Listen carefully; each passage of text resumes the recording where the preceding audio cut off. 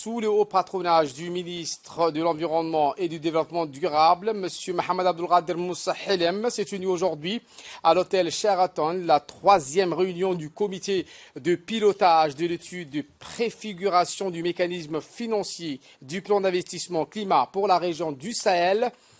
Ce troisième comité de pilotage a regroupé à Djibouti les experts du Fonds vert pour le climat de 15 pays membres sur les 17, Bénin, Burkina Faso, Cameroun, Cap-Vert, Côte d'Ivoire, Djibouti, Gambie, Guinée, Mali, Mauritanie, Niger, Nigeria, Sénégal, Soudan et Tchad.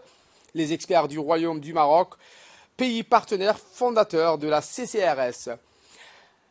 Ainsi, les représentants des institutions et organisations partenaires de la CCRS, notamment la Banque africaine de développement, l'Agence panafricaine de la Grande Muraille verte, l'Institut de francophonie pour le développement durable, conformément à la feuille de route de l'étude de préfiguration du mécanisme financier du plan d'investissement climat pour la région du Sahel. L'objectif général de cette troisième réunion du comité est de contribuer à la mise en œuvre de la feuille de route du processus d'opérationnalisation de la CRS façon spécifique. Il s'agira d'un atelier de 2 jours. Compte tenu de cette troisième et cruciale réunion du comité de pilotage à Djibouti, témoigne de l'engagement profond des pays membres de la Commission Climat du Sahel en faveur de l'appropriation de leur fonds climat du Sahel. Cet engagement est sans aucun doute un gage favorable pour la suite du processus.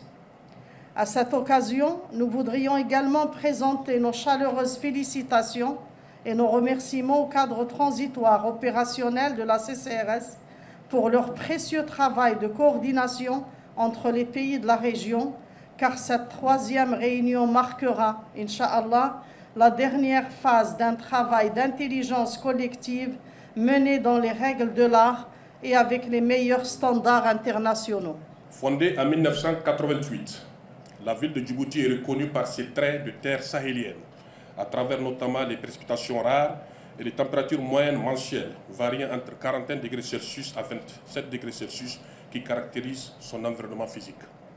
En dépit de ces caractéristiques, la ville de Djibouti a su forger, durant toute son histoire, une résilience à travers notamment la mise en valeur de sa position géographique, qui lui a conféré la position de terre de brassage culturel et de centre d'échanges commerciaux entre le reste du monde et le continent africain.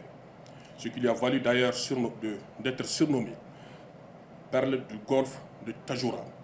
Ce capital d'héritage stratégique a ainsi permis à la République de Djibouti d'acquérir sous l'impulsion et le leadership affirmé de son Excellence Ismaël Omar Guelleh, République de Djibouti, une position de pays pivot dans la géopolitique régionale et internationale.